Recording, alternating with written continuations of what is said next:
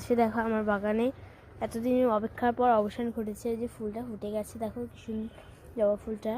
এই দেখো, বাট এত বেশি সুন্দর লাগছে না, আর একটু কমলা কমলা হলে সুন্দর লাগতো। এটা ফুলটা এরকমই ফুটে, বাট যেরকমই ফুটেছে, আর সাইজটা ছোটো, কিন্তু এগুলো সাইজ অনেক বড় হয়। যেরকমই ফুটেছে মাশাআল্লাহ, নিজের গাছের ফুল দেখতে পাওয়ার মজাই আলাদা। অবশেষে ফুলটাই ফুটেই গেল, আর আমার এই গাছের ফুলগুলো কালকে ফুটে যাবে, তোমাদেরকে দেখাবো। এই যে সুন্দর ফুলটা, মাশাআল্লাহ বলতে হবে, ভুলবে না।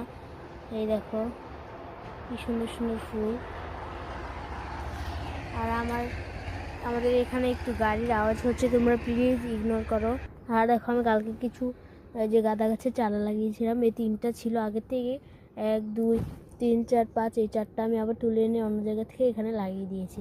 আর আমার এই যে কালাঞ্চু গাছের কড়িগুলো দেখো বড় হয়ে যাচ্ছে, এটারটা বেশি বড় হয়েছে, আর গাছগুলো কতটা হেলদি।